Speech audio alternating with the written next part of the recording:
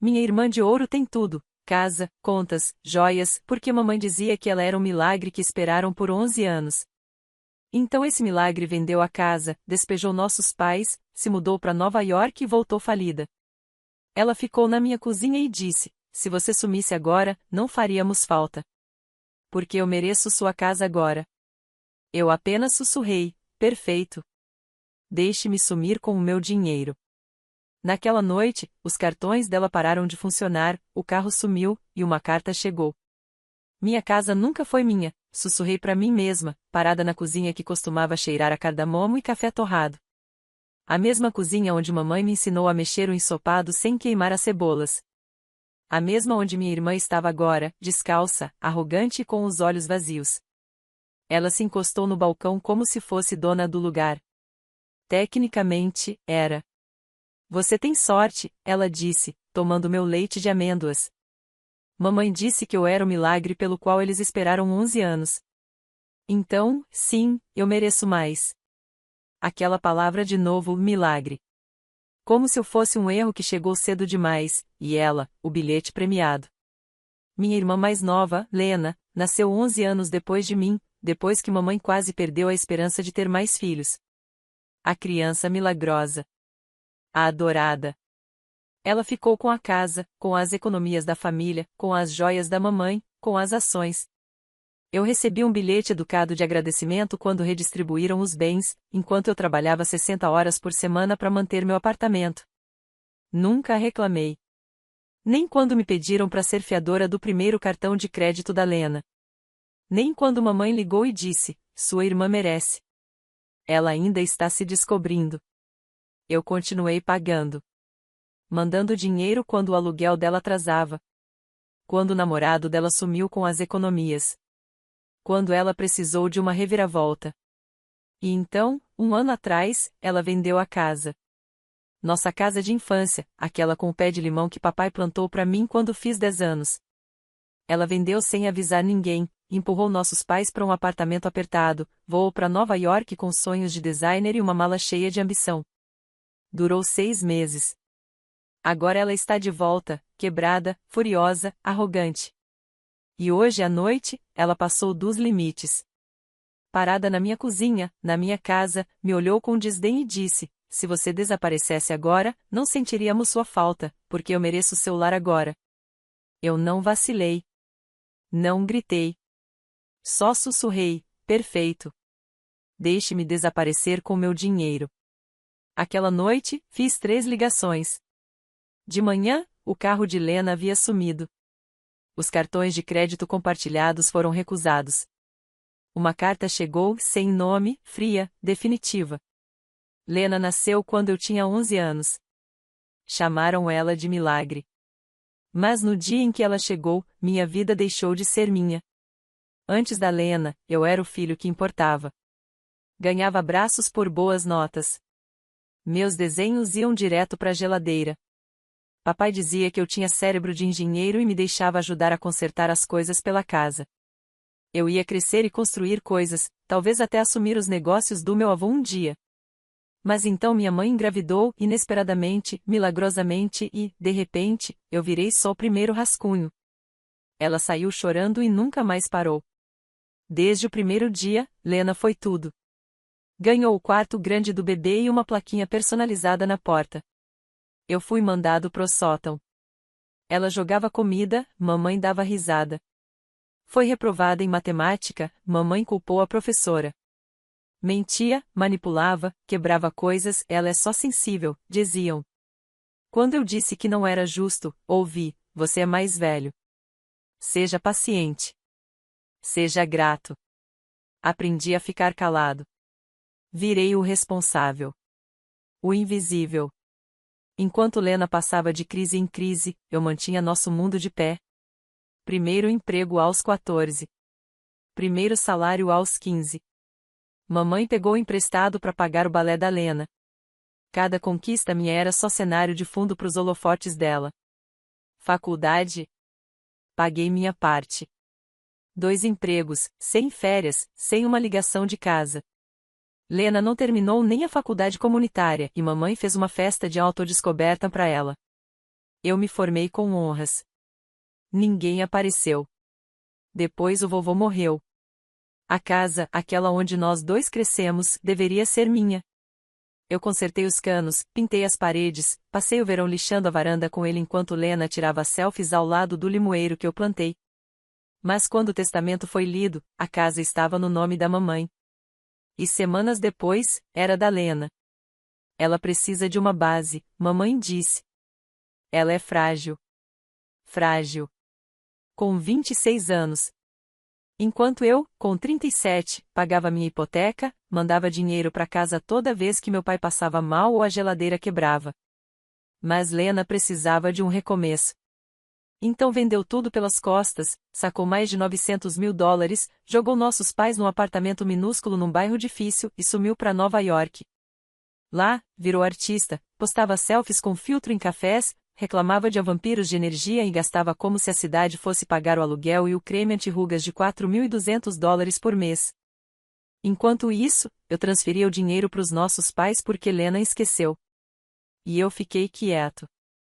6 meses depois, ela voltou, falida, sem namorado, loira oxigenada e usando meu moletom como se fosse dela. Sabe, ela disse casualmente, jogando a mala no meu chão, eu sempre odiei aquela casa.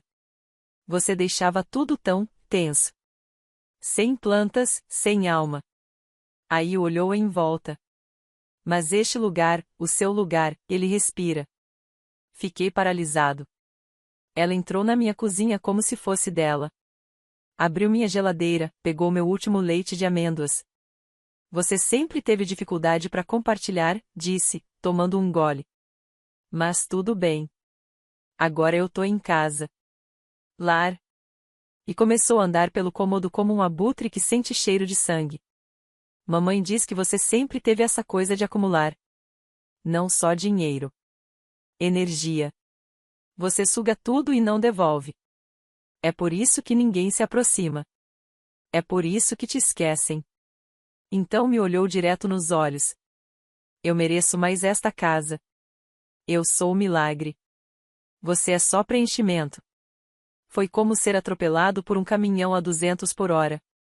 Mas eu não gritei. Eu não expulsei. Eu nem pisquei. Eu apenas sussurrei, perfeito.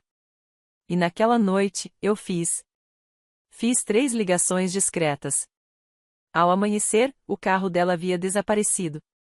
Os cartões de crédito foram congelados. A conta conjunta que nossos pais usavam estava vazia. E um mensageiro deixou uma carta sem identificação na nova casa da mamãe. Dentro, apenas uma linha: o milagre acabou. Cuide da sua própria bagunça. E, pela primeira vez na vida, eu me senti livre. A casa estava silenciosa quando acordei, exceto pelo som de passos inquietos no corredor. As tábuas do chão rangiam sob o peso da impaciência. Um armário bateu. Depois outro. Quando entrei na cozinha, Lena já estava em colapso. Meus cartões estão congelados, disse ela com a voz ríspida. Tentei pagar as compras no mercado e foi recusado. Achei que fosse erro. Mas aí entrei no app do banco, saldo zerado. E onde está meu carro? Ela não estava perguntando. Estava acusando. Você é ingrato, rosnou. Você me cortou. Tomei um gole do meu café, calmo como um atirador. Não. Eu finalmente tirei você de mim. As narinas dela se dilataram. Você não pode simplesmente me apagar. Eu sou sua irmã. Não, Lena, eu disse, colocando a caneca no chão com cuidado. Você é um parasita. Você acha que é melhor que eu? Ela sibilou. Sempre foi amargo porque mamãe me amava mais. Eu ri. Ela me sacrificou por você. Isso não é amor. É só culpa mal administrada. Você é nojento, ela cuspiu. Mamãe estava certa em me dar a casa. Você sempre foi o frio. O estranho. Eu trouxe alegria para eles. Você trouxe conta. Cheguei mais perto. Você vendeu a casa deles pelas costas. Jogou eles num apartamento apertado. E depois passou pela herança como se fosse sua. E agora voltou rastejando para mim, E está com raiva. Porque eu, finalmente, disse não. Família não diz não, ela gritou. É por isso que estamos quebrados. Estamos quebrados, eu disse, porque ninguém nunca traçou uma linha. A campainha tocou. Lena congelou. Mas eu já sabia. Abri a porta. Nossos pais estavam ali. Mamãe com uma sacola de compras. Papai, pálido e suando. As primeiras palavras dela, porque a farmácia disse que nossa conta foi encerrada. Dei um passo para trás, deixando-os entrar. Porque foi, eu disse. Eu parei de pagar. Mamãe piscou, confusa. Você tá nos cortando? Estou recuperando minha vida. Papai deu um passo à frente. Filho, você sempre foi o estável. Precisávamos de você. E eu precisei de vocês, eu disse, com a voz firme. Quando eu tinha 15 anos e trabalhava em 2 empregos enquanto a Lena fazia aula de piano. Quando ela bateu o terceiro carro e me culpou. Quando ela me disse para desaparecer, e vocês só assentiram. Lena estava sofrendo. Ela está sofrendo, sussurrou mamãe. Ela não quis dizer aquilo. Ela quis dizer cada palavra, respondi. E eu também. Você está abandonando sua família, disse meu pai. Por quê? Por orgulho? Pela paz, respondi. Lena cruzou os braços. Uau! Então é isso? Agora você se acha Deus? Não. Deus perdoa. Eu cansei de bancar a vítima. Abri a gaveta, tirei 3 envelopes e entreguei um a cada um deles. Aviso legal. Você foi removida das minhas contas. Olhei para Lena. O carro foi retomado. Estava no meu nome. Seus cartões de crédito foram encerrados. E o aluguel do seu apartamento, que você acha que vem pagando há 3 meses, está quitado até sexta. Depois disso, troquei as fechaduras. Mamãe me olhou, a voz trêmula. Você está falando sério? Tão sério quanto quando você me disse para não ir no Natal porque a Lena estava passando por um ano difícil. Tão sério quanto quando o papai disse, é só dinheiro, Alex. Ajude sua irmã. Papai cerrou os punhos. Você vai se arrepender disso. Não, respondi. O que eu me arrependo são os anos que não fiz isso. Lena estava tremendo. E daí? Você simplesmente nos descartou como se fossemos nada. Vocês se tornaram nada no momento em que decidiram que eu só existia quando vocês precisavam de algo. Mamãe começou a chorar. Soluços profundos, desesperados. Não temos mais ninguém. Você me quebrou tentando me vencer, eu disse. Agora é com vocês. Virei-me para Lena. Você disse que, se eu desaparecesse, ninguém sentiria minha falta. Dei um passo à frente, até ficarmos cara a cara. Pois bem. Eu desapareci. E adivinha? Eu também não sinto falta de vocês. Ela me bateu. Cambaleei um passo para trás. A sala congelou. E então eu sorri. Você só tornou isso mais fácil. Passei por ela, peguei as malas e joguei uma por uma pela porta da frente. Você tem até o pôr do sol. Você não tem coração, ela gritou, com a voz embargada. Não. Agora eu tenho um coração. E, finalmente, estou usando ele por mim. Mamãe desabou na cadeira da cozinha, chorando com o rosto nas mãos. Papai ficou parado, o rosto vazio. Você devia ser melhor que isso, disse ele. Sim, respondi. Então abri a porta. Fora. Eles saíram devagar, como se ainda esperassem que eu os chamasse de volta, que eu hesitasse, que eu perdoasse. Mas eu não hesitei. Tranquei a porta. Fiquei ali em silêncio, com a mão na maçaneta e a bochecha ainda ardendo do tapa de Lena. E então, eu ri. Alto. Livre. Real. Porque, pela primeira vez na minha vida, eu não era o figurante do drama de ninguém. Eu acendi o fósforo. E vi a ponte finalmente queimar. Fechei a porta. E queimei a estrada atrás de mim. O silêncio que veio depois não foi pacífico. Foi cirúrgico. Por 37 anos, minha vida foi um corredor apertado de culpa, obrigação e manipulação. No instante em que a porta se fechou, foi como se alguém tivesse desligado o alarme na minha cabeça. Mas aprendi que a paz não chega gentilmente. Os 3 primeiros dias foram um caos. Lena me bombardeou com mensagens, ligações, áudios, textos, e-mails, até mensagens diretas em redes que eu nem lembrava mais que existiam. O tom dela mudava a cada hora, furiosa, suplicante, vingativa, falsa, doce, e logo voltava à fúria nuclear. Aproveite seu leite de aveia enquanto pode. Eu sou sua irmã. Isso não é você. Contei pra mamãe o que você fez. Ela está arrasada. Isso é uma crise de saúde mental e você me abandona? Depois vieram as ligações de números desconhecidos. E então, parentes que eu não via nem ouvia fazia anos. Mensagens de fim do mundo em Detroit. Como você teve coragem de virar as costas pros seus pais? Sua mãe chorou até dormir. Até meu primo Nathan, aquele que me pediu $5.000 e depois me ignorou por 3 anos, mandou mensagem. Cara, você sempre pareceu equilibrado. O que tá pegando? Minha resposta foi a mesma para todos eles. Perguntem pra Lena onde foi parar o dinheiro. Silêncio total depois disso. Nenhuma palavra. Nenhuma resposta. No 5º dia, minha mãe apareceu sozinha na minha porta. Sem lágrimas. Olhos frios, duros. E um pote de tupperware nas mãos. A versão dela de um gesto de paz. Fiz sua sopa favorita, ela disse. Foi a Lena que mandou você vir? Perguntei. Ela está na casa de uma amiga, respondeu. Não que isso te diga respeito. Então por que você tá aqui?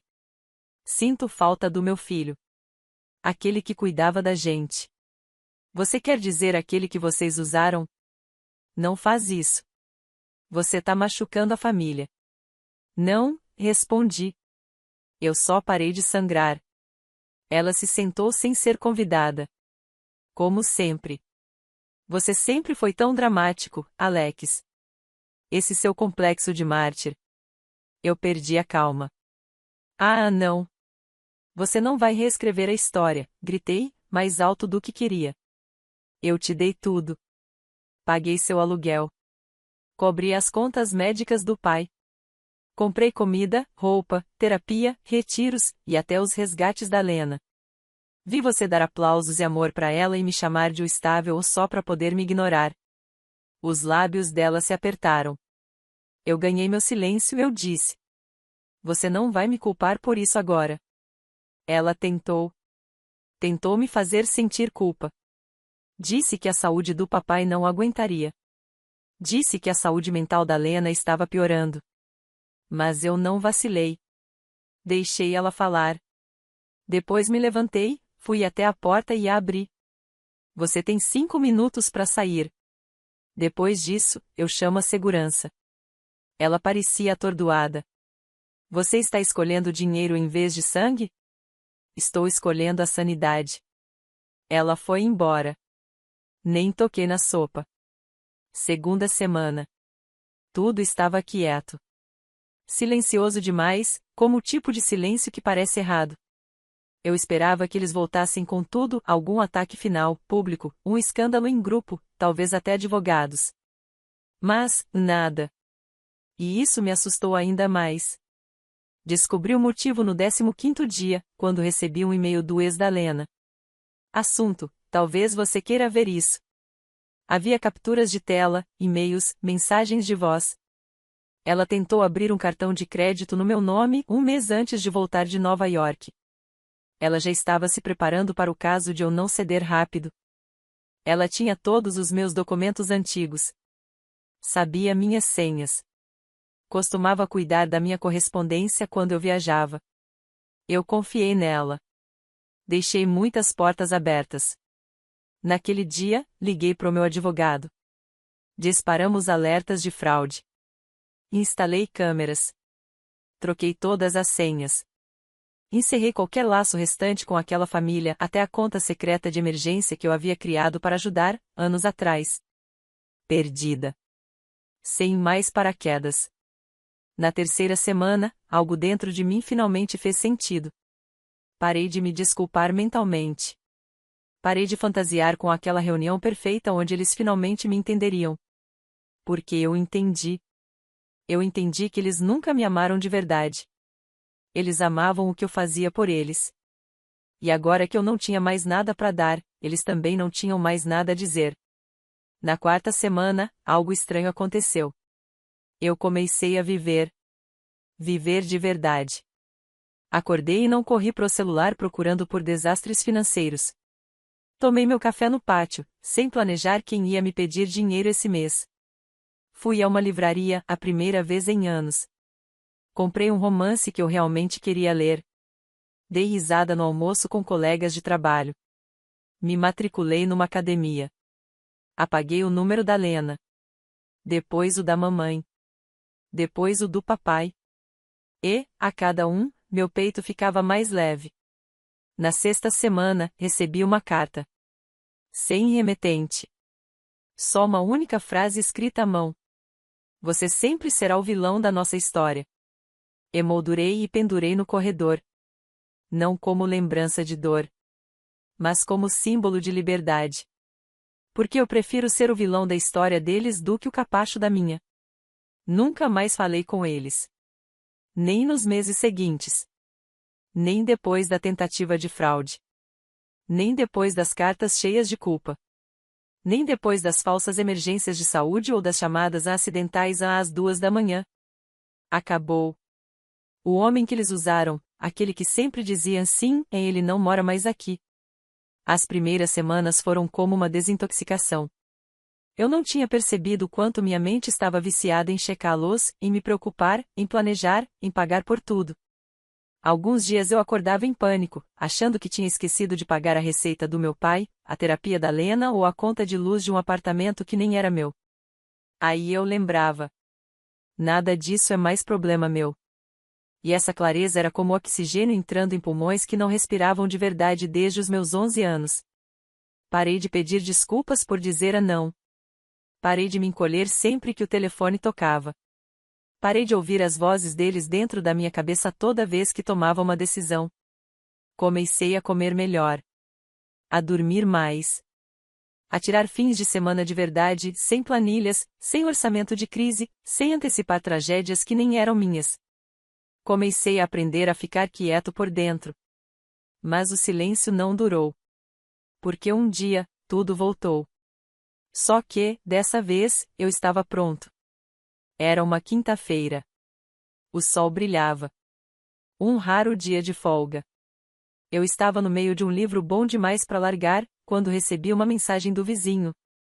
Tem umas pessoas batendo na sua porta. Quer que eu ligue para alguém? Saí. E lá estavam eles. Mamãe, papai e Lena. Parados na minha varanda. Eles pareciam fantasmas. Não exatamente mais velhos. Só, vazios. Como se o combustível tivesse acabado. Como se as mentiras, finalmente, tivessem perdido a força. E agora, tudo que sobrava era a verdade que nunca quiseram encarar. Ele não vai voltar. Eu não abri a porta. Fiquei apenas olhando através do vidro. Mamãe mexeu os lábios. Lena também. Papai olhava para o chão, talvez por vergonha, talvez só para não me encarar. Eu não ouvi o que disseram. Não precisei. Eu sabia por que estavam ali. Não era para pedir desculpas. Nem para consertar nada. Eles vieram porque o circo fechou. E o único palhaço que pagava as contas finalmente saiu da tenda. Então levantei minha mão. 2 palavras, sem som. Não. Eles ficaram mais 1 minuto, depois foram embora. E quando o carro deles sumiu no fim da rua, algo dentro de mim clareou. Eles não me assustavam mais. Nem a manipulação. Nem a culpa. Nem o silêncio. Nem a narrativa que sempre usaram para me manter no lugar. Tudo isso, impotente. Sem força. Sem poder. E as semanas continuaram passando. Meses depois, as pessoas começaram a perguntar: Você não sente falta deles? E eu respondo com a verdade. Sinto falta da versão deles que eu imaginei. Da versão que criei na minha cabeça para sobreviver à realidade que, no fundo, eu sempre soube que existia. Porque a versão real me ensinou que amor tem preço. Que afeto vem com condições. Que dinheiro compra lealdade. Que silêncio é o preço da sobrevivência. Mas eu não estou mais sobrevivendo. Agora, eu vivo. Uma noite, o ex da Lena mandou outra mensagem. Adivinha quem pensou na sua última bolsa? Ela tá dormindo em sofás. Fiquei olhando para a tela por um momento. Depois apaguei a mensagem. Não por raiva. Mas porque, sinceramente, eu não me importava mais. Eu não desejei o mal dela. Só parei de carregar a dor dela. Um ano depois de cortar os laços, me vi de volta em frente à mesma casa que eles tentaram arrancar de mim. Mesma cozinha. Mesmo limoeiro do lado de fora da janela. Mas tudo dentro de mim tinha mudado. Eu não era mais um fantasma andando entre as lembranças. Eu estava curado. Não perfeito. Não completo. Mas livre. Ganhei um novo telefone. Novo número. Novas fechaduras. Novos amigos. Pessoas que me viam como eu sou. Não como um bolso ambulante. Não como um forte. Não como o coadjuvante da fábula de outra pessoa. Apenas eu. O homem que queimou o mito familiar e emergiu das cinzas mais forte. O homem que parou de sangrar só para provar que estava vivo. O homem que, enfim, aprendeu. Às vezes, o ato mais amoroso que você pode fazer é ir embora. E nunca olhar para trás. Nota final.